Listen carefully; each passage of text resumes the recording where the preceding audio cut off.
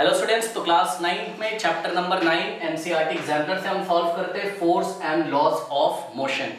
और question number 1 last video में हमने लिया था। ठीक है, माइक नहीं है, पुराने बच्चों को पता है, नए बच्चों को मैं बता दूं कि अभी माइक नहीं है, ऑर्डर किया गया है और 3 और 4 ऑफ अगस्त तक आ जाएगा। ठीक है, और इसके पहले जो मोशन चैप्टर की एनसीईआरटी एग्जामिनर फिजिक्स में हमने रिकॉर्ड करी थी उसमें माइक था, अच्छी साउंड आया होगा, इसमें भी आ ही रहा होगा अगर आप ईयरफोन लगा के कंसंट्रेशन के साथ आराम से बैठे, ऐसा नहीं इधर उधर मोबाइल लेके टहल रहे हैं। ठीक है, तो ऐसे मत करो, पढ़ाई अच्छे से बैठो कॉर्नर में जाके बढ़िया ईयरफोन लगा के टाइम निकाल के। ठीक है, तो करना क्या है, force and laws of motion को अच्छे से पढ़ने के लिए पहले आपको जाके कमेंट सेक्शन बच्चों चेक करिए। कमेंट सेक्शन में मैंने कमेंट पिन किया हुआ है, उस पिन कमेंट में force and laws of motion की क्लास भी कराई गई, यानी कि पहले क्लास होती है, फिर आप एनसीईआरटी की एक्सरसाइज खुद से सॉल्व करोगे, वो आराम से हो जाएगी क्लासेस करने के बाद। और जो क्लास होती है उसमें 21 to 22 लेक्चर्स होते हैं। जी हाँ, कम से कम 7 to 8 डेज का टाइम लगेगा। अगर आपने कहीं से 1 या 2 घंटे में इस चैप्टर को निपटा दिया है तो आपने अच्छा नहीं किया है, एनसीईआरटी एग्जामिनर आपको समझ में नहीं आएगी। और जिन बच्चों के कॉन्सेप्ट क्लियर है वो एनसीईआरटी एग्जामिनर लगाएं आराम से। फिर से बता दे रहा हूँ, अगर चैप्टर नहीं पढ़ा है जाइए कमेंट सेक्शन में चेक करिए, लिंक दिया हुआ है चैप्टर का, पहले चैप्टर पढ़िए, फिर एनसीईआरटी एग्जामिनर का लिंक पे क्लिक करके आप एनसीईआरटी एग्जामिनर पढ़ सकते हैं। ठीक है, तो 1-2 घंटे के वीडियो के चक्कर में ना पढ़ें, थोड़ा सा चैप्टर को टाइम दें। आइए स्टार्ट करते हैं बच्चों। क्वेश्चन नंबर 2 ओके, कह रहा है कि according to the Newton's third law of motion action and reaction. देखिए Newton's third law of motion आप लोगों ने पढ़ा है। ठीक है, बहुत ही कॉमन भाषा में आपने पढ़ा है एक्शन रिएक्शन, मतलब अगर हम किसी बॉडी पे एक्शन करेंगे तो रिएक्शन लगेगा। ठीक है, तो वहां पर क्या होता था, देखिए जैसे मान लीजिए हमने बोर्ड पे ऐसे फोर्स लगाया है तो बोर्ड भी हम पे रिएक्शन फोर्स लगाएगा, और मैंने अगर बोर्ड पे 5 न्यूटन लगाया है तो बोर्ड भी मेरे पे 5 न्यूटन ही फोर्स लगाएगा। लेकिन ध्यान दें, मैंने कहाँ अप्लाई किया, बोर्ड पे। ठीक है, तो जब मैंने बोर्ड पे ऐसे करके फोर्स लगाया तो जो फोर्स का लाइन ऑफ एक्शन है, फोर्स का लाइन ऑफ एक्शन का मतलब है एक इमेजिनरी लाइन जिसके अलोंग फोर्स लग रहा है। अरे कुछ तो सोचो, कहीं पे जैसे आप डायग्राम में नहीं दिखाते हो कि भाई ये तो एक वॉल है और वॉल पे हमने एक बच्चे ने ऐसे करके फोर्स लगाया, तो ये एक ऐसे करके एक एरो दिखाते हो ना, इसी को हम लाइन ऑफ एक्शन बोलते हैं। मतलब आप बुक में कैसे दिखाओगे कि कौन सी लाइन के अलोंग फोर्स काम कर रहा है, मतलब उसकी दिशा क्या, क्योंकि फोर्स एक क्या है, वेक्टर क्वांटिटी है। ठीक है, फोर्स एक वेक्टर क्वांटिटी में मैग्नीट्यूड भी होता है और डायरेक्शन भी होती है, आपको पता है। तो मैंने आपको क्या बोला, मैंने बोर्ड पे कितना फोर्स लगाया, 5 न्यूटन। तो 5 न्यूटन क्या है, मैग्नीट्यूड है।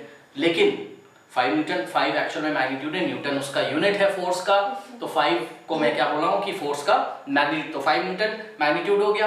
ओके, और डायरेक्शन क्या है, मेरे से बोर्ड की तरफ आपको जो भी दिख रही हो ये डायरेक्शन, तो एक दिशा इसकी निश्चित है, और बोर्ड मेरे पे कैसे लगाएगा, जस्ट ऑपोजिट डायरेक्शन में। तो जरा ध्यान से चेक करिए, बोर्ड मेरे पाम पे, मेरी हथेली पे कितना फोर्स लगाएगा, तो जवाब है 5 न्यूटन ही लगाएगा। ठीक है, लेकिन ध्यान दें यहाँ पर जब हमने बोर्ड पे फोर्स लगाया तो बोर्ड ने भी मेरे पे एक फोर्स लगाया, और दोनों फोर्स को अगर आप देखेंगे स्टूडेंट्स तो लाइन ऑफ एक्शन दोनों फोर्स का देखिए जरा। देखिए ये हमारे पास 2 मार्कर है। ठीक है, ये देखिए ये ब्लू है और ये ब्लैक है। ठीक, तो सपोज ये वाला लाइन ऑफ एक्शन ब्लू वाला पाम से किधर है, बोर्ड की तरफ। तो सोचो ये वाला फोर्स ऐसे बोर्ड पे लग रहा है और बोर्ड मेरे पे ऐसे लगाएगा, तो बोर्ड का जो लाइन ऑफ एक्शन होगा, बोर्ड के द्वारा लगाएंगे जो फोर्स है उसका जो लाइन ऑफ एक्शन होगा वो ऐसे होगा। ठीक है, ये दिख रहा है सबको। अब आप क्लियरली देखिए, इसको मैं घुमा रहा हूं, थोड़ा सा देखिए, ये दोनों फोर्स आपको कैसे दिखाई पड़ रहे हैं, एंटी पैरेलल है। ये कैसे हैं, ये एंटी पैरेलल। पैरेलल क्या होता है, ये पैरेलल होता है, अगर दोनों की दिशा एक तरफ होती तो पैरेलल बोलते हैं। अब ये क्या हो गया, एंटी पैरेलल, मतलब पैरेलल तो है बट एंटी पैरेलल है। एंटी का मतलब एक की दिशा इधर, एक की, सीधे शब्दों में बोले तो ऑपोजिट डायरेक्शन में ये फोर्स लग रहा है। और ध्यान से चेक करिएगा, ये तो मैंने हाथ में ऐसे पकड़ लिया, मुझे पकड़ना नहीं चाहिए था। एक्चुअल में बात ये है, अब क्या बोर्ड बाहर थोड़ी ना निकाल रहा हूँ मैं, लेकिन आप समझो जरा, ये जो ब्लू वाला है किस पे लग रहा है, बोर्ड पे, ब्लैक वाला किस पे लग रहा है, पाम पे। तो सुनो, दोनों जो फोर्स हैं, एक्शन ब्लू वाला और ब्लैक वाला रिएक्शन, दोनों फोर्स एक बॉडी पे काम नहीं कर रहे हैं, ना, अलग अलग बॉडी पे काम कर रहे हैं। ध्यान से चेक करिए, ये जो ब्लू वाला है मतलब मैंने जो लगाया है वो बोर्ड पे, और बोर्ड ने जो मेरे पे लगाया वो मेरे पाम पे। तो बॉडीज अलग अलग है, board is the first body, my palm is the second body. बात समझ में?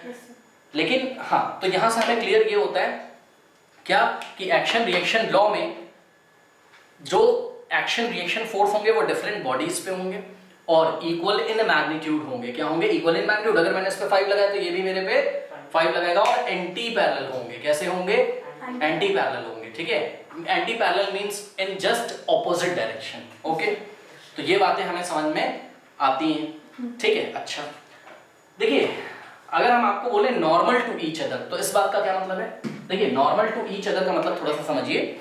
अगर दो फोर्स के लाइन ऑफ एक्शन एक दूसरे के साथ 90 डिग्री बनाते हैं तो हम उसको क्या बोलेंगे? Normal to each other. ध्यान से चेक करिए, मान लीजिए एक फोर्स की दिशा ऐसी है डायरेक्शन, और दूसरे फोर्स की डायरेक्शन ऐसी है, तो अब इनके बीच का एंगल देखिए कितना बन रहा है, ये 90 डिग्री तो है। इतना तो आप लोगों ने पढ़ा होगा, एल शेप 90 डिग्री। हाँ, तो ये जो अभी कंडीशन आपको दिखाई पड़ रही है, ये इस कंडीशन में हम क्या बोलेंगे कि फोर्स एक दूसरे के साथ नॉर्मल पे हैं, ठीक है, या एक दूसरे के साथ 90 डिग्री बना रहे हैं। समझ में आई बात? अब मुझे आप ये बताइए कि जब मैं बोर्ड पे फोर्स लगा रहा था, तो क्या जब मैंने बोर्ड पे फोर्स लगाया तो कंडीशन ऐसी है ना? Yes sir. एंटी पैरेलल, ऐसी तो नहीं है ना? ऐसी तो नहीं पता लगा ये ब्लू वाला मैंने लगाया बोर्ड पे, बोर्ड ने ऐसे लगाया ब्लू वाले पे, नॉर्मल लगाया ऐसे करके। नॉर्मल का मतलब इसके साथ, किसके साथ? इस ब्लू वाले के साथ 90 तो नहीं बना रहा है वो। Yes sir. ठीक, तो अगर नॉर्मल वाली कंडीशन दिखेगी कि फोर्स एक दूसरे के साथ नॉर्मल बना रहे हैं तो वो गलत केस होगा। Yes sir. बात समझ में आई? तो थोड़ी बहुत बातें आपको समझ में आ गई हो तो आइए हम ऑप्शन को पढ़ते हैं। क्वेश्चन कहता है according to the Newton's third law of motion action and reaction, first A part कह रहा है always act on the same body. गया क्यों भाई? ये जो एक्शन रिएक्शन होते हैं क्या एक ही बॉडी पे लगते हैं? जी नहीं। एक्शन लगाया मैंने बोर्ड पे, board is the first body, reaction लगा मेरे पाम पे, मेरी हथेली पे, तो my palm is the second body. इन्होंने क्या बोला? इन्होंने बोला always act on the same body. क्या सेम बॉडी पे एक्शन रिएक्शन लगता है? गलत बात, बिल्कुल गलत बात, तो ये तो हो नहीं सकता। बी ऑप्शन देखिए, कह रहा है कि always act on the different body. हाँ भाई, यहां तक की बात तो इन्होंने सही करी है, always act on the different bodies. इन्होंने बोला हाँ हाँ सही है भाई, डिफरेंट बॉडीज पे एक्ट करता है, मतलब एक्शन ऐसा तो रिएक्शन ऐसा। आगे क्या लिखा है? In opposite direction. Yes, opposite direction. जब वेक्टर्स, दो फोर्स वाले वेक्टर जब एंटी पैरेलल है तो ऑपोजिट ही तो है। बात समझ में आई? तो ये ऑपोजिट में है, तो बिल्कुल सही इन्होंने बात करी, तो ऑप्शन बी तो मुझे सही लग रहा है। आइए आगे भी पढ़ लेते हैं, कुछ गलती तो नहीं हो रही हम लोगों से, ठीक है।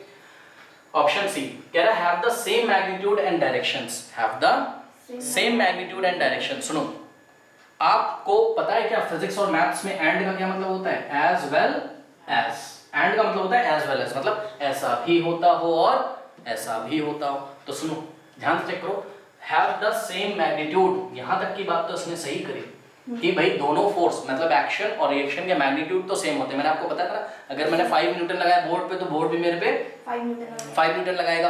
तो यहां तक की तो बात ठीक थी कि हैव द सेम मैग्नीट्यूड, चलो यहां तक तो हम समझते हैं। लेकिन इन्होंने जो बोल दिया एज वेल एज डायरेक्शंस, मतलब वो कहना चाहते हैं एंड डायरेक्शन को कहना चाहते हैं कि मैग्नीट्यूड भी सेम है और डायरेक्शन भी सेम है। ये तो गलत बात कर दी, जो लास्ट में इन्होंने लिख दिया ना एंड डायरेक्शंस, इसकी वजह से ये गलत हो गया, ये रॉन्ग हो गया, तो ये तो हो नहीं सकता। कोई डाउट है बताओ? अरे डायरेक्शन अपोजिट थी, हाँ क्या दोनों ऐसे थे क्या? सेम पैरेलल थे क्या? नहीं, एंटी पैरेलल थे, ऐसे अपोजिट डायरेक्शन में। तो ये ऑप्शन भी चला गया। उसके बाद डी ऑप्शन में आ जाइए, act on either body. Either मतलब किसी एक पर, किसी एक पर, मतलब या तो बोर्ड पे या तो मेरे हाथ पे। तो पढ़ो, कह रहा है कि act on either body at normal to each other. कह रहा है क्या एक ही बॉडी पे लगता है और नॉर्मल टू ईच अदर होता है? जी नहीं, एक ही, यहीं पे बात इन्होंने गलत कर दिया, आइदर बॉडी बोल के इन्होंने गलत बोल दिया। ये एक बॉडी पे एक्शन रिएक्शन थोड़ी ना लगते हैं, ये तो 2 डिफरेंट बॉडीज पे लगते हैं। और दूसरी बात भी जो उन्होंने बोली कि normal to each other, normal to each other तो होते ही नहीं है, तो एंटी पैरेलल होते हैं, ऑपोजिट इन डायरेक्शन होते हैं, ठीक है। तो इनकी पूरी बात ये गलत हो गई, इसलिए option B is the correct option. Okay, कर लीजिए। क्वेश्चन नंबर 3 पढ़ने से पहले मैं आपको रिवाइज कराना चाहता हूं according to Newton second law. Newton second law क्या कहता था? न्यूटन सेकंड लॉ कहता था कि the rate of change of momentum of a body is directly proportional to the applied force. और मतलब समझो जरा, आप ये सब बातें आप लोग समझ नहीं पा रहे हो, जब मैंने पढ़ाया था वहां पे भी शिकायतें बच्चे बता रहे हैं समझ में नहीं आ रहा है। देखो क्या होता है क्या कि इसको मैं आपको एग्जांपल की हेल्प से समझाता हूँ। देखिए मान लीजिए कि आपने देखा ना क्रिकेट में ऐसे करके बॉल कैच करता है तो हाथ पीछे करता है ऐसे, तो वो हाथ क्यों पीछे करता है समझिए जरा। अब ये बॉल है, ठीक है, बॉल आ रही कुछ वेलोसिटी से ऐसे, ठीक है, बहुत तेजी से आती, ऐसे करके कैच करता है, ठीक। तो क्यों करता है ऐसा? देखो जब वो अपने हैंड में इसको लेगा, 2 हैंड आप बना लीजिएगा वो सब, ठीक। तो ध्यान से चेक करो, अभी जब बॉल आ रही है तो बॉल में मोमेंटम है। मोमेंटम ही नहीं पता होगा बहुत सारे बच्चों को क्या होता है। मोमेंटम का मतलब क्या है? हाँ, मोशन में है बॉडी, ऑब्वियसली मोमेंटम है तो मोशन में है बॉडी, ठीक है। देखिए मोमेंटम का जो फॉर्मूला होता है वो होता है क्या? m × v, मतलब मास और वेलोसिटी का प्रोडक्ट क्या होता है? मोमेंटम।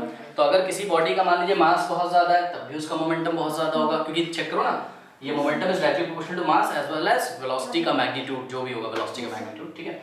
अब मान लीजिए बॉडी का मास कम है लेकिन वेलोसिटी बहुत ज्यादा है, तब भी मोमेंटम बहुत ज्यादा होगा। बात समझ में आई कि नहीं आई? ठीक है।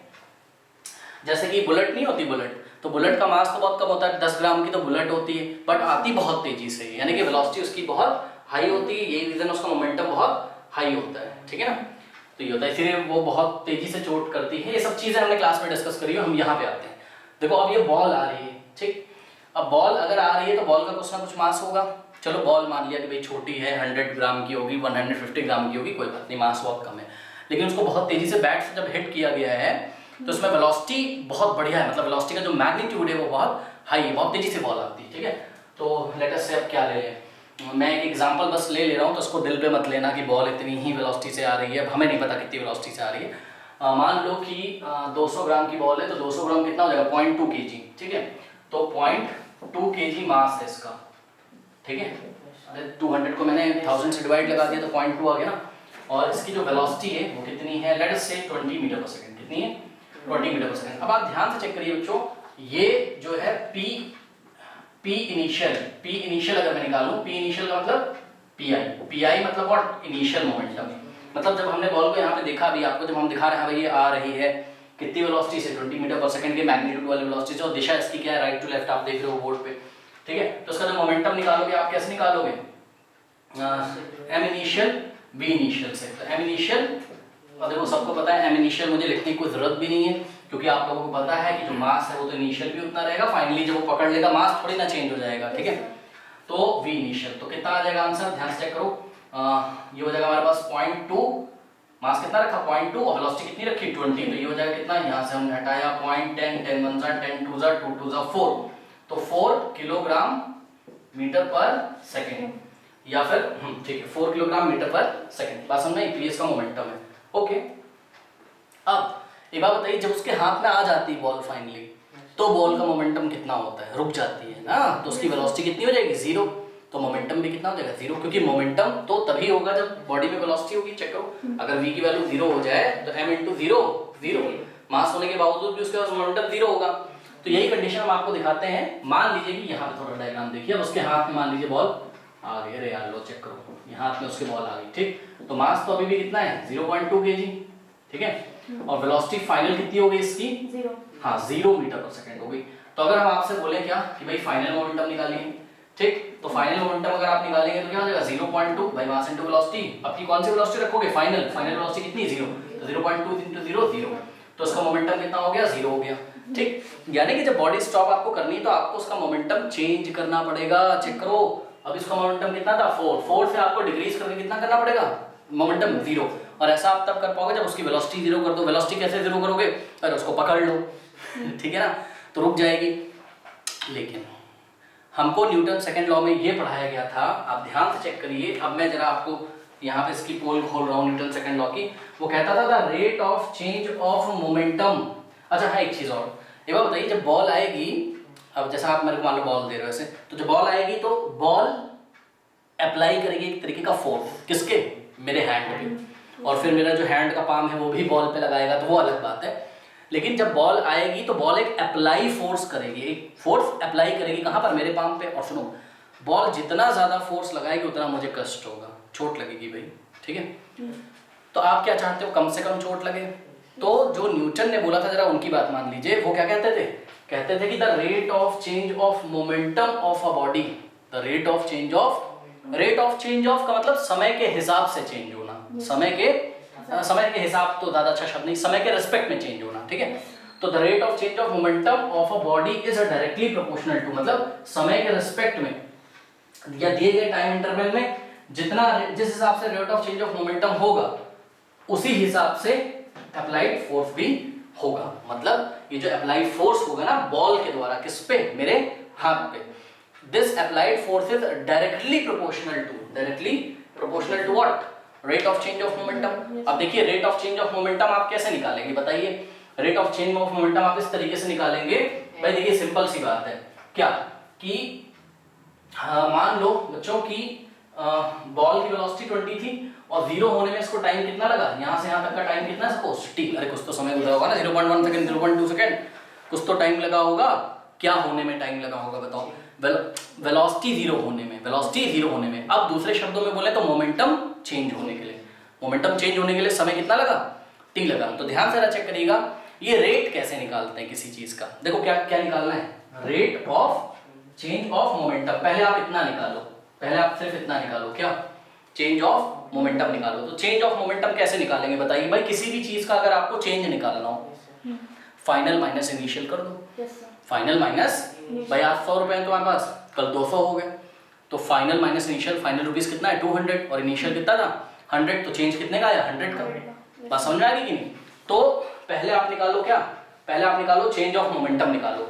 तो देखिए चेंज ऑफ मोमेंटम मैं कैसे निकालूंगा? चेंज ऑफ मोमेंटम सीधा सा फंडा है, मैं निकालूंगा final momentum minus initial momentum. बात समझ में आई? तो देखिए final momentum minus initial momentum, ठीक। लेकिन आपको सिर्फ चेंज ऑफ मोमेंटम नहीं चेक करना, आपको rate of change of momentum check करना है।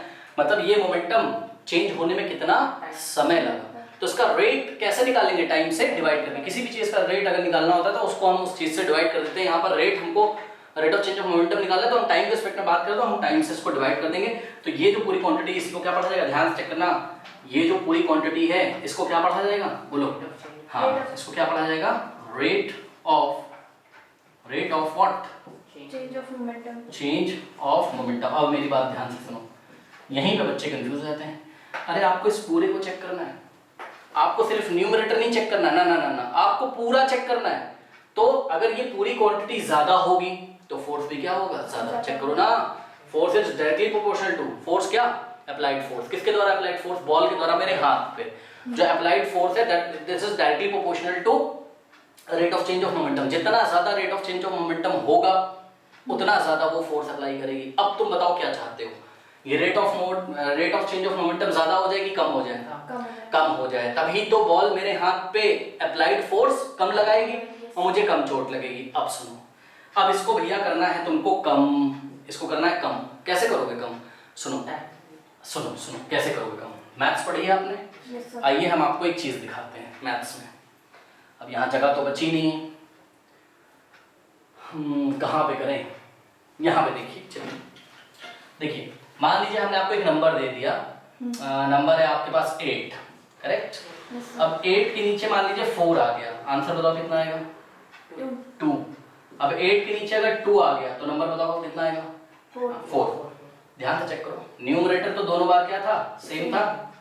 लेकिन ये बात को पहले भी बता चुका हूँ, ये बात मैं आपको, अगर न्यूमरेटर सेम हो तो आपको डिनोमिनेटर चेक करना है। जिसका डिनोमिनेटर बड़ा होता है उसका पूरा आंसर कैसा आता है? कम।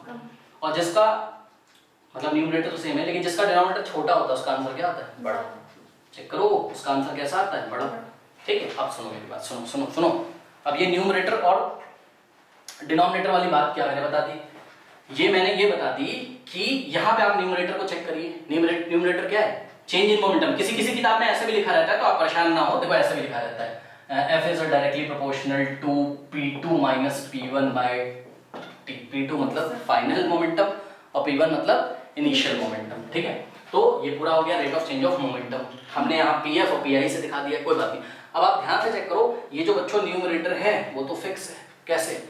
चेंज इन मोमेंटम अगर मैं आपसे इस एग्जांपल में बोलूं कि चेंज इन मोमेंटम कितना है, चेक करो, PF minus PI। Final momentum कितना था? 0। इनिशियल मोमेंटम कितना है? निकाला है ना कहीं ये 4, तो आंसर कितना आ गया? -4। माइनस साइन आप इग्नोर करो, only minus sign direction show कर रहा है, वो सब मैंने क्लास में बताया, उसको मैं इग्नोर अभी आपको उसका मॉड ले लो। मॉड मतलब केवल आपको पॉजिटिव वैल्यू लेनी है। ठीक, तो आपको मोमेंटम में कितना चेंज चाहिए बताइए? 4 यूनिट का।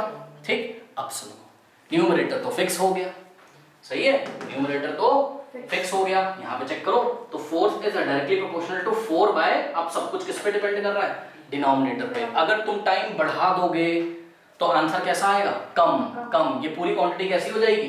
कम। ध्यान से चेक करिए, केस 1 केस 2। केस 1 अगर मैं टाइम कितना कर दूं, तो अगर मैं टाइम कर दूं 2 सेकेंड, ठीक, और केस नंबर 2 अगर मैं टाइम कर दूं लेट अस से 1 सेकेंड। अरे ये अच्छा एग्जांपल है, हाँ अच्छा तो है, चलो कोई बात नहीं। ठीक, अब ध्यान से चेक करो, केस 1 में ध्यान से चेक करिएगा, केस 1 में यहाँ लगा, ठीक, तो केस 1 में अगर मैं टाइम की वैल्यू कितनी रखूं यहाँ पे 2 रखो जरा। तो force is directly proportional to 4 upon 2। और यहाँ पे जब हमने इक्वल लगाया था तो कांस्टेंट 1 आया था, तो उसकी आप टेंशन छोड़ो अभी कि प्रोपोर्शनल हटाएगी तो कांस्टेंट 1 कैसे लेंगे, वो सब छोड़ो अभी, वो सब हमने सब क्लास में बताया। तो यहाँ पे फोर्स कितना आएगा, 2 1 जा 2 2 जा, कितना आ गया 2 न्यूटन। केस 2 देखिए जरा, केस 2 में फोर्स इज इक्वल्स टू क्या हो गया, change in momentum by time. तो चेंज इन मोमेंटम तो 4 था, वो तो फिक्स है। अरे चेंज तो पक्का फिक्स होगा भैया, क्यों, बॉल जितनी वेलोसिटी से आ रही उसका मास जितना है, यानी कि जो इनिशियल मोमेंटम होगा वो तो फिक्स होगा, और फाइनल आपको कितना करना है 0। तो चेंज इन मोमेंटम तो पक्का फिक्स है, क्योंकि फाइनल माइनस इनिशियल तो पक्का फिक्स है। समय नहीं फिक्स है। समय इसलिए नहीं फिक्स है क्योंकि भैया तुम्हारे ऊपर डिपेंड करता है कि तुम उसको ऐसे पकड़ लेते हो या हाथ, देखो आपने ऐसे हाथ में पकड़ा, सही है, और यहीं पे आप अपने हाथ रोक ले रहे हो। और दूसरा तरीका क्या है, पकड़ने के बाद आप भी पीछे ले जा रहे हो अपने हाथ को। सुनो, हाथ को जब तक आप पीछे चला रहे हो ना, तब तक बॉल भी चल रही है, अभी बॉल की वेलोसिटी 0 नहीं हुई। जब आप हाथ को रोकते हो तब बॉल की वेलोसिटी 0 होती है। तो जब तक आप हाथ को पीछे ले जा रहे हो, जितना पीछे ले जाओगे उतना समय क्या होगा, बढ़ता जाएगा, बढ़ता जाएगा, बढ़ता जाएगा। और जितना समय बढ़ता जाएगा उतना ये डिनोमिनेटर क्या होगा, बढ़ता जाएगा, और उतना इसका आंसर कम आता जाएगा। तो rate of change of momentum कम होता जाएगा, तो अप्लाइड फोर्स भी कम होगा। इसलिए हम लोग हाथ को पीछे करते हैं ताकि rate of change of momentum क्या हो जाए, इंक्रीज ना करे, डिक्रीज कर जाए। और force is directly proportional to rate of change of momentum. Rate of change of momentum अगर डिक्रीज हो जाएगा तो अप्लाइड फोर्स भी बॉल के द्वारा हमारे हाथ पे डिक्रीज हो जाएगा। आप चेक भी कर सकते हैं। सेकेंड केस में कितना रखा है बताओ, टाइम 1 सेकेंड, ठीक है। तो आंसर क्या आ रहा है बताओ, 4 न्यूटन। अब बताओ ज्यादा चोट केस 2 में करेगा कि केस 1 में? केस 2 में ज्यादा चोट करेगा। और केस 2 में आपने गलती क्या करी थी, बॉल आई ऐसे ही पकड़ लिया फट से। और केस 1 में आपने ठीक किया, क्या किया, बॉल आई ऐसे करके पकड़ा, तो हाँ भाई 2 सेकंड का आपने टाइम दिया। और अगर आपकी कला अच्छी है खेलने की क्रिकेट या जो भी फुटबॉल, जो भी फुटबॉल तो नहीं, गोलकीपर वाला जो भी इन्होंने बोला, अगर आपकी क्रिकेट खेलने की कला अच्छी है तो आप बहुत अच्छी प्रैक्टिस करते हो। ऐसे बार बार आपने प्रैक्टिस करते हो तो हाथ पीछे करने की प्रैक्टिस करते हैं कि बॉल को लेने के बाद कितना पीछे तक ले जाएं और कितना ज्यादा समय बढ़ा दें, क्या करने में, बॉल की वेलोसिटी 0 करने में। क्योंकि जब बॉल की वेलोसिटी 0 हो जाएगी तब जाके हम क्या निकालेंगे, चेंज इन मोमेंटम, और फिर समय चेक कर लेंगे तो क्या निकालेंगे, rate of change of momentum. और rate of change of momentum जितना कम आएगा वो कम तब आएगा जब समय बहुत ज्यादा हो जाए, क्या करने में, वेलोसिटी को 0 करने में। बात समझ नहीं? तो अप्लाइड फोर्स आपके हाथ में कम से कम लगेगा। अब आप एक बात मुझे बताइए कि इस काम में जब आप क्रिकेट खेलते हो तो आप हाथ को पीछे क्यों ले जाते हो? ध्यान से मेरी बात सुनना। आप हाथ को, अगर मैं आपको 2 ऑप्शन दे रहा हूं, आप हाथ को क्यों पीछे ले जाते हो? क्या rate of change of momentum decrease करने के लिए? अगर मैं सिर्फ इतना बोलूं तो आप बोलोगे हाँ बिल्कुल सही तो बात है। हाथ को पीछे क्यों ले जाते हो? अगर मैंने आपको मान लीजिए पहले केवल एक ऑप्शन दिया कि भाई rate of change of momentum decrease करने के लिए, आप बोलोगे हाँ बिल्कुल सही बोल रहे हो, क्योंकि आपके दिमाग में तुरंत आ जाएगा भाई rate of change of momentum कब डिक्रीज होगा, जब टाइम इंक्रीज होगा। टाइम तो तभी इंक्रीज होगा वेलोसिटी 0 करने में जब हाथ को पीछे ले जा रहे हो, थोड़ा समय दे रहे हो कि बॉल की वेलोसिटी 0 होने में थोड़ा सा आप और ज्यादा समय लगा रहे हो, तो टी की वैल्यू आप बढ़ा रहे हो, ठीक। लेकिन अगर मैं आपको 2 ऑप्शन दे दूं, मैंने बोला कि हाथ क्यों पीछे ले जा रहे हो, rate of change of momentum decrease करने के लिए, मैंने अभी पूरी बात नहीं करी, सुनो, rate of change of momentum decrease करने के लिए, ये पहला ऑप्शन है। दूसरा ऑप्शन सुनिए, दूसरा ऑप्शन ये आपके हाथ में कम चोट लगे इसके लिए। तो अब आप किस पे टिक लगाओगे बताओ? अब आप लगाओगे हमारे हाथ पे कम चोट लगे इसके लिए, क्योंकि देखिए आप फिजिक्स पढ़ रहे हैं और फिजिक्स का डेली लाइफ में क्या एप्लीकेशन है, आप उस पर ज्यादा फोकस करेंगे, इसीलिए तो हम फिजिक्स पढ़ते हैं। वहां पे आप ये नियम थोड़ी ना बताने लगोगे हाँ भाई rate of change of momentum decrease करने के लिए, अरे भाई वो तो होता ही है, बट आपका मेन उद्देश्य क्या होता है वहां पे, मेन एम क्या है आपका, कि वो बॉल आपके हाथ पे कम से कम फोर्स एक्सर्ट करे और आपको कम चोट लगे। तो जब 2 ऑप्शन ऐसे दिए हो कि rate of change of momentum decrease कर दिया जाए, और दूसरा ऑप्शन है कि the force applied by the ball on your hand is less, ये वाला ऑप्शन आपको दिया जाए, less force is exerted by the ball on your hand, तो हम टिक किस पे लगाएंगे, less force exerted by the ball on our hand वाले पे। ऑप्शन दोनों सही थे, लेकिन बेस्ट ऑप्शन क्या था कि कम चोट लगे, वो वाला ऑप्शन था, क्योंकि फिजिक्स आप पढ़ते ही इसीलिए हो। तो बात समझ में आई? तो आइए जरा इस क्वेश्चन को पढ़ लेते हैं, अगर आपको समझ में आ गई हो इतनी सारी बातें। तो क्वेश्चन क्या है, कह रहा है कि a goalkeeper in a game of football pulls his hand backward, ठीक है। तो गोलकीपर भी अपने हाथ फुटबॉल में गेम में जो है पीछे कर रहा है फुटबॉल को पकड़ने के बाद, कह रहा after holding the ball shot at the goal, मतलब गोल की तरफ मारी गई हुई तो हाथ ऐसे पीछे कर रहे हैं बॉल को पकड़ने के बाद, फुटबॉल को पकड़ने के बाद हाथ पीछे कर रहे हैं गोलकीपर।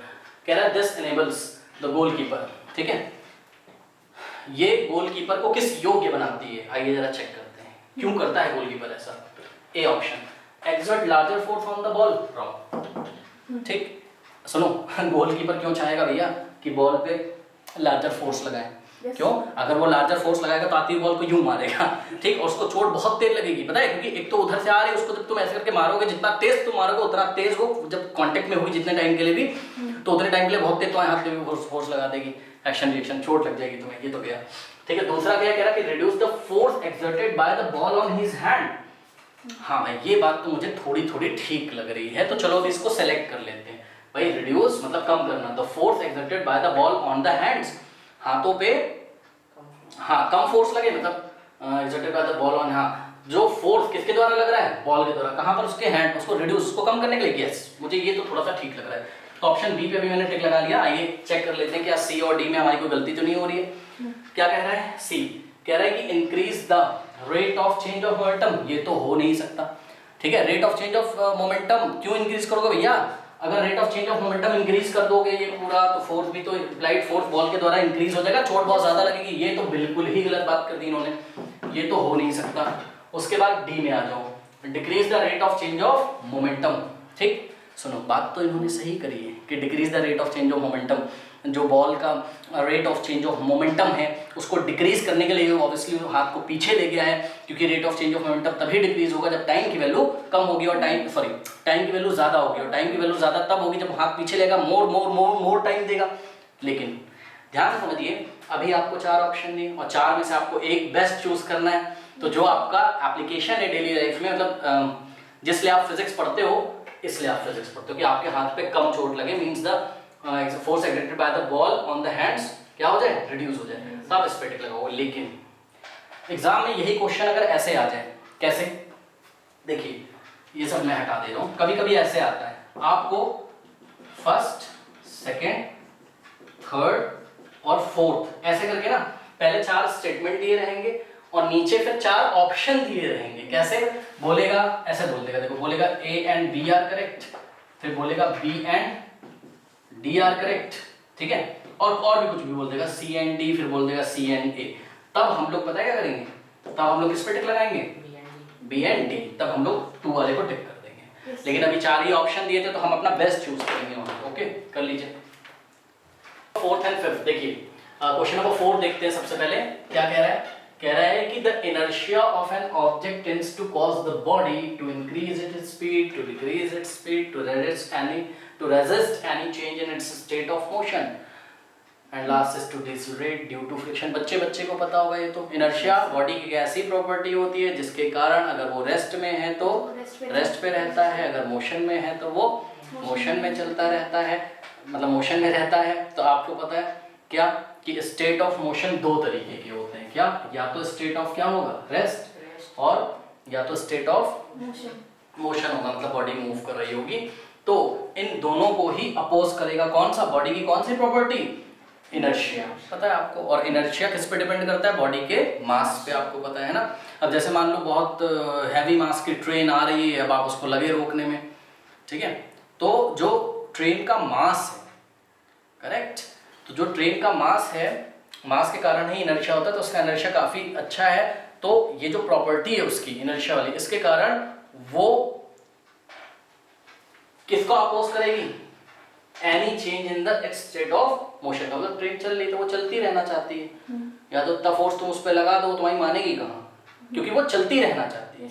और रुकी हुई ट्रेन है, उसको चलाओ, मतलब धक्का मारो तुम तो हिलेगी भी नहीं तुमसे, उसका इनर्शिया बहुत ज्यादा है। अभी वो कौन से स्टेट में? स्टेट ऑफ रेस्ट में। तो अपने इनर्शिया यानी कि अपने मास के कारण वो अपने अंदर कोई भी चेंज, मतलब अपने स्टेट ऑफ मोशन में कोई भी चेंज नहीं चाहती। रुकी है तो रुकी रहेगी, और चलती है तो चलती रहना चाहती है मतलब रहेगी नहीं। रुकी है तो रुकी रहना चाहती है, और चल रही है तो चलती रहना चाहती। मैंने इसलिए बोला है क्योंकि शायद तुम इतना फोर्स लगा दो कि वो चल जाए, शायद तुम इतना फोर्स लगा दो कि वो रुक जाए।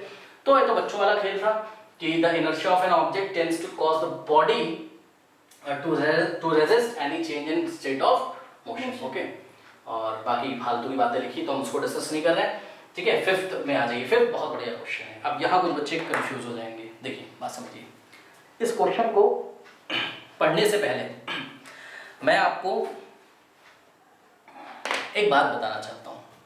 बात मैं आपको ये बताना चाहता हूँ, मान लीजिए आप हेलीकॉप्टर में बैठे हुए हैं या एरोप्लेन में आप बैठे हुए हैं, मान लो थोड़ी देर के लिए, ठीक है, या वो गैस बलून नहीं आता है जो फिल्मों में दिखाते हैं, है ना, चलो गैस बलून में बैठ जाओ, ठीक है, तो ये देखो, अरे एरोप्लेन में बैठ जाओ यार, क्या हो गया, ठीक है। ये अब देखिए, आप एक काम करिए, आपको अजीब सा लगेगा लेकिन आपको मानना ही पड़ेगा। देखो, जब आप यहाँ खड़े हो, आप यहाँ से अगर कोई बॉडी, कोई आपके पास है, आपके पास बुक है सपोज, कोई नहीं पढ़ना चाहते, फेंकना चाहता हूँ, ठीक है। अब देखो, ये कोई बॉटल है, ठीक, ये आपने ली है। अब हमने बोला कि ये आपका गुब्बारा हॉरिजॉन्टली चल रहा है, हॉरिजॉन्टली का मतलब आप समझ रहे हो ना, ये अर्थ है तो इसके पैरेलल इस दिशा में चल रहा है, ये लेफ्ट टू राइट, ऐसे आप गुब्बारा ऐसे जा रहा है, आप उस पर खड़े हो, देखो गुब्बारा ऐसे चल रहा है, ध्यान से करो, गुब्बारा ऐसे जा रहा है, ठीक। आपने क्या किया, अब ऐसे चल रहा है, हमने कहा ड्रॉप करो। सुनो, जैसे ही आप इसको ऐसे छोड़ोगे, सुनो, फोर्स लगा के नहीं छोड़ना है, ना ना ना ना, चुपचाप फ्री फॉल करा दो, मतलब छोड़ दो बस, कुछ फोर्स मत लगाना, ऐसे। पता है आपको आश्चर्य होगा जान के, लेकिन ध्यान से समझिए जरा, ये ऐसे नहीं जाएगा, ना ना ना ना, ये ऐसे जाएगा, ठीक है। अब ये आपको बड़ा अजीब सा लगेगा, देखिए मैं बता रहा हूँ, ये इंक मार्कर की जो बॉटल की इंक है, ये ऐसे जाएगी और ऐसे जाने के बाद थोड़ी देर बाद ग्रेविटी के कांटेक्ट में आके प्रोजेक्टाइल मोशन करती है ऐसे करके, ठीक, तो ऐसे टर्न हो जाती है क्योंकि फिर उसको अर्थ भी अपनी तरफ अट्रैक्ट करने लगती है। तो आप इसके प्रोजेक्टाइल मोशन को छोड़िए अभी थोड़ी देर के लिए, वो आप क्लास 11 में पढ़ेंगे, लेकिन आप थोड़ा सा ये देखिए, आपको आश्चर्य हुआ कि ये ऐसे नहीं गई, ना ना ना ना, ये पल भर के लिए अगर हम इसकी वीडियो रिकॉर्डिंग कर लें तो ये ऐसे दिखाई पड़ेगी, यानी कि जिधर गुब्बारा जा रहा था उधर ही ये चलना चाहती। कारण क्या है बताओ, पहले तो गुब्बारे के कांटेक्ट में थी, तुम्हारे हाथ में थी, तो गुब्बारा ऐसे चल रहा था, तुम, गुब्बारा और ये इंक की बोतल, सब एज अ वन बॉडी। अगर हम दूर से देखें, हाँ भाई एक बॉडी जा रही है, अगर हम बहुत दूर से जाके देखें तो हमको एक पॉइंट मास नजर आएगा बहुत दूर से, और वो पॉइंट मास ऐसे चल रहा है, तो वो ऐसे ही चलना चाहता है ना, करेक्ट। जैसे ही तुमने इसको अपने आप से हटा दिया तो थोड़ी देर के लिए तो अपने इनर्शिया के कारण जिधर था ये उधर ही चलना चाहता है कि नहीं चलना चाहता है, क्योंकि इनर्शिया क्या होता है बताओ, इनर्शिया एक ऐसी प्रॉपर्टी होती है जिसके कारण कोई भी बॉडी रेजिस्ट करेगी किसको, any change of its motion को। अब तुमने बेचारा चुपचाप गुब्बारे के साथ इधर जा रहा था ये बॉटल, अब तुमने उसको डिस्टर्ब कर दिया, तुमने बोला भैया जाओ इधर नीचे, पर ये इधर नहीं जाना चाहता, इसके पास भी तो कुछ मास है, और मास है तो क्या है, इनर्शिया है, और इनर्शिया के कारण जिधर ये चलना चाहता था उसी डायरेक्शन में चलना चाहता है। हाँ वो बात अलग है कि बेचारा थोड़ी देर तक जब तुमने इसको ड्रॉप किया, थोड़ी देर तक ऐसे गया, फिर ग्रेविटी ने बोला कि कहाँ जा रहे हो, आओ, उस पर फोर्स लगाया, वो वेक्टर आप पढ़ोगे क्लास 11 में, मोशन इन प्लेन, तो ये प्रोजेक्टाइल मोशन बाद में करने लगा। लेकिन बहुत ही कम टाइम इंटरवल के लिए यदि आप देखेंगे तो आपको ये मार्कर भी आगे जाता हुआ नजर आएगा। अब समझिए जरा, देखिए ध्यान से चेक करिएगा इस गुब्बारे को, अभी आपको ट्रेन का भी केस समझ में आ जाएगा। समझिए, अब मान लीजिए कि बहुत थोड़े से टाइम इंटरवल के लिए आपने देखा और गुब्बारा यहाँ आ गया अभी, और उस टाइम इंटरवल में इंक आपने यहाँ छोड़ी थी, इंक भी कहाँ आ गई होगी, अभी गिरेगी आगे, अभी तो थोड़ा सा स्ट्रेट लाइन में चलेगी। ये टाइम बहुत कम लिया हमने, very less, tends to zero. Tends to zero means what, time मतलब यहाँ से यहाँ तक गुब्बारा आने में टाइम जीरो तो नहीं है, लेकिन लगभग क्या है, जीरो। बहुत छोटे से टाइम की बात कर रहा हूँ, 0.001 सेकेंड की, ठीक है। तो ये गुब्बारा भी यहाँ से यहाँ आ गया, यहाँ से इस पोजीशन से इस पोजीशन में, और तुमने बॉटल, ये बॉटल मैं बना दे रहा हूँ, लो लो लो बॉटल बना दी, बॉटल ब्लू कलर से बना देता हूँ, ठीक है। चलो, तो ये वाली जो बॉटल है ये यहाँ से कहाँ जाएगी, यहाँ कहीं, ध्यान से चेक करो जरा, एक्चुअल में थोड़ा समझो यार, मेरा डायग्राम ठीक से नहीं बन रहा है। देखो ये वाला जो डॉट है और ये वाला जो डॉट है, इन दोनों डॉट को देखो।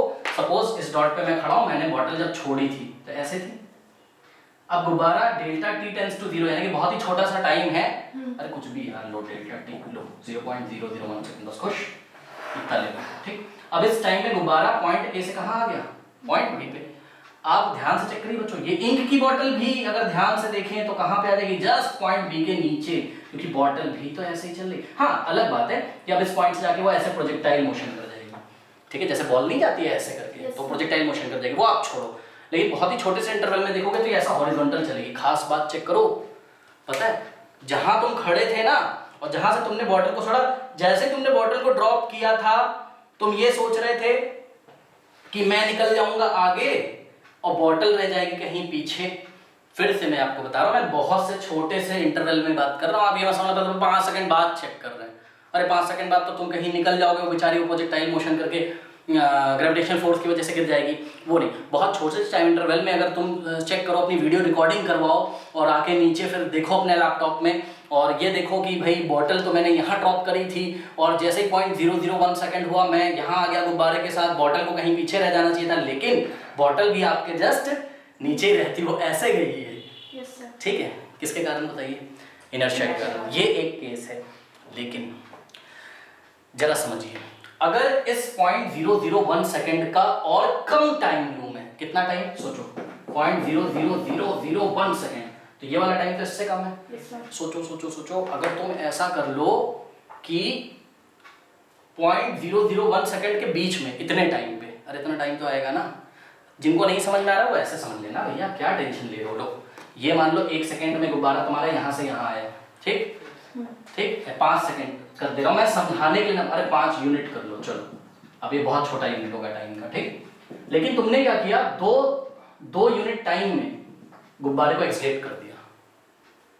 एक्सलेट करने का मतलब क्या है कि गुब्बारा जितनी वेलोसिटी से जा रहा था, मतलब जितनी उसकी स्पीड थी, वो तुमने, एक्सलेशन का मतलब आप लोग को नहीं पता है क्या? एक्सलेशन का मतलब वेलोसिटी के मैग्नीट्यूड को बढ़ा दो। अगर वो 5 मीटर पर सेकंड से जा रहा था तो आप बढ़ा के 7 कर दो, उसको 10 कर दो, तो गुब्बारा क्या कहलाएगा?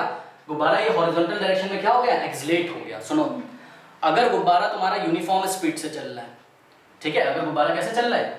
यूनिफॉर्म स्पीड से चल रहा है, ठीक है, तब तो आपको इंक यहीं मिलेगी। लेकिन अगर गुब्बारा एक्सलेट कर दिया ना तुमने, तो इंक पीछे छूट जाएगी। सोचो, क्योंकि इंक की स्पीड क्या थी? जो गुब्बारे की स्पीड थी। तो मान लो जब अभी गुब्बारा तुम्हारा कितना चल रहा था? 5 मीटर पर सेकंड से, अब इंक भी कितने से चलेगी? 5 मीटर पर सेकंड से। अब इंक पहुंची 5 मीटर पर सेकंड से, पता लगा यहां तक, लेकिन गुब्बारे को तुमने यहाँ पे एक्सलेट कर दिया, वो फर से आगे निकल गया, तो यहाँ नहीं मिलेगा तुम्हें गुब्बारा, यहाँ मिलेगा तुम्हें गुब्बारा, वो तो एक्सलेट हो गया। उतने ही टाइम इंटरवल में इंक बेचारी पीछे रह गई, क्योंकि उसकी स्पीड तो 5 ही थी और तुमने तो अपने गुब्बारे की स्पीड बढ़ा दी, तो उतने ही टाइम इंटरवल में गुब्बारा एक्सलेट होकर आगे निकल जाएगा और इंक पीछे रह जाएगी, यानी कि गुब्बारा एक्सलेटेड मोशन में है। अगर इंक पीछे छूट जाए तो गुब्बारा कैसा है? एक्सलेटेड मोशन में। बात समझ नहीं? और अगर गुब्बारा, अगर तुम्हारे इंक अगर तुम्हारे गुब्बारे के जस्ट नीचे तुमको मिले, तो गुब्बारा यूनिफॉर्म मोशन में माना जाएगा। मतलब जैसी स्पीड थी वैसी ही है, उसका एक्सलेट नहीं किया गया। आइए क्वेश्चन पढ़ते हैं। कह रहा है फिफ्थ क्वेश्चन, कह रहा है passenger in a moving train tosses a coin. Passenger है, मूविंग ट्रेन में बैठा हुआ है, हाथ में उसके सिक्का है, मूविंग ट्रेन ऐसे जा रही है, कॉइन को टॉस करता है, उछाल देता है। सोचो, उछालेगा। अगर ट्रेन यूनिफॉर्म मोशन कर रही है ना, तो जैसे ही उछालेगा, जब तक हाथ में तुम्हारे सिक्का था, सिक्का भी तो इधर चलना चाहता था कि नहीं चलना चाहता था? तो अगर ट्रेन यूनिफॉर्म मोशन में रहेगी, तुमने सिक्का उछाला, ट्रेन चल रही मान लो 25 किलोमीटर पर आवर से, और ट्रेन अभी यहाँ आ गई, तो सिक्का भी यहाँ आ जाएगा, अगर ट्रेन ने स्पीड अपनी चेंज नहीं करी। लेकिन अगर उतने ही टाइम इंटरवल में सिक्का टॉस करने के बाद अगर आप क्या करें, अगर आप ट्रेन को एक्सलेट कर दें, मान लो कि 3 सेकंड की बात हम कर रहे हैं, जो भी जितना भी टाइम है, उस टाइम में जब आपने सिक्का उछाला, उसके बाद इस टाइम इंटरवल में सिक्का तो बेचारा 25 किलोमीटर पर आवर से ही चलेगा, तुमने ट्रेन की स्पीड अचानक से बढ़ा के 50 कर दी, और वो तो फर्र से आगे निकल जाएगी और सिक्का कहीं गिरेगा, लेकिन नीचे गिरेगा, आपके पास, आपके नीचे वो नहीं मिलेगा। लेकिन ट्रेन अगर यूनिफॉर्म स्पीड से चल रही होगी तो सिक्का आपके नीचे ही मिलेगा। अगर ट्रेन यूनिफॉर्म स्पीड से चल रही, आपने उछाला, आप चले गए आगे, सिक्का भी वहीं गिरता है। आप बोलोगे यार तो ये तो मजा आ गया, आपको फील भी अच्छा था, हाँ भाई सिक्का उछाला मेरे ही पास गिरा, क्योंकि मैं तो ट्रेन में बैठा हूँ, मैंने ये उछाला। पर ऐसा गेम नहीं होता है अक्सर, मतलब हमेशा ऐसा नहीं होता है। अगर ट्रेन एक्सलेटेड मोशन में है, मतलब सोचो जैसे ही तुमने उछाला, ड्राइवर ने एक्सलेटर दबा दिया और एक्सलेट हो गई वो, उसी टाइम ऐसी घटना घटती, ड्राइवर ने एक्सलेटर दबा दिया, सिक्का पीछे हो जाएगा, क्योंकि वो तो 25 किलोमीटर पर आवर से हॉरिजॉन्टल में चला था, और ट्रेन तो 35 से चल रही है या 50 से चल रही है, तो आगे निकल जाएगी। करेक्ट? तो ये जरा चेक करते हैं, अगर सिक्का पीछे मिले तो ट्रेन कैसी होगी? एक्सलेटेड मोशन में। हाँ, सिक्का जब हाथ में है और तभी ट्रेन एक्सेलरेटेड मोशन में, हाँ, तो उछालेंगे तो अरे तब भी एक्सलेटेड मोशन में है तो का क्या मतलब? जब सिक्का अगर हाथ में और ट्रेन एक्सलेटेड में, का मतलब है ड्राइवर स्पीड बढ़ा रहा है, जिस टाइम तुम सिक्का छोड़ोगे उस टाइम जो ट्रेन की स्पीड होगी, सिक्का उतनी ही स्पीड से जाएगा। तुम तो लगातार एक्सलेट कर रहे हो, तो सिक्का तो पक्का पीछे रह जाएगा। ठीक है, तो ये बात है। तो पढ़िए जरा, कह रहा है कि आप passenger in a moving train tosses a coin which falls behind him. सिक्का उसके पीछे छूट जाता है, मतलब टॉस करता, देखता है आगे ट्रेन निकल रहा, थोड़ा टाइम के बाद देखता है कि सिक्का तो पीछे रह गया, बिहाइंड रहेगा उसके पीछे। कह रहा है it means that motion of the train is, बताओ कैसा मोशन होगा, Accelerated. एक्सीलरेटेड। तो ऑप्शन ए पे टिक लगा देंगे, यूनिफॉर्म पे मत लगा देना। यूनिफॉर्म पे कब लगाओगे, जब सिक्का उसके जस्ट पास मिले, उसके पैरों पे, उसके आसपास मिले।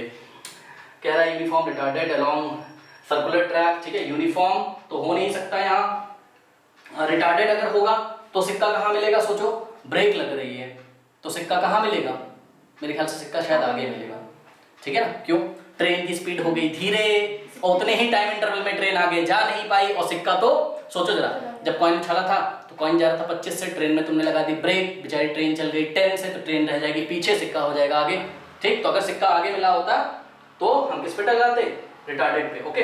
अलोंग सर्कुलर ट्रैक पे हम क्यों नहीं लगाएंगे, क्योंकि अगर सर्कुलर ट्रैक में ट्रेन चल रही होती, सोचो हमने आपको बताया था जब सर्कुलर मोशन, कोई आप पत्थर अगर ऐसा बांध दो, उसको सर्कुलर मोशन कराओ और पत्थर अगर ये धागा टूट जाता है तो ये पत्थर टेंजेंशियली जाता है, Yes. मतलब अगर आपने कॉइन उछाला होता, ट्रेन अगर सर्कुलर में चल रही होती ना, ऐसे सर्कुलर में, तो इस सर्कल पे एक टेंजेंट ड्रॉ कर दो, सिक्का इधर जाता, ऐसे, Yes, नहीं समझे, ये सर्कुलर है, ठीक, और इस पे टेंजेंट, टेंजेंट मतलब एक पॉइंट पे एक लाइन टच करके जा, यहाँ पे तुमने टॉस किया तो सिक्का ऐसे निकल जाता, क्योंकि यहाँ पे वेलोसिटी की डायरेक्शन कैसी, ऐसी, बात समझ में, इसलिए ये हो नहीं सकता, ठीक। तो स्टूडेंट्स क्वेश्चन नंबर 6 से एंड स्क्रीन पे आ रहा होगा, ओके। तो चलिए फिर मिलते हैं नेक्स्ट क्लास में, तब तक के लिए पढ़ते रहिए, बढ़ते रहिए, ऑल द बेस्ट। जाते थे कमेंट सेक्शन में दिए गए लिंक्स को चेक करना ना भूलें।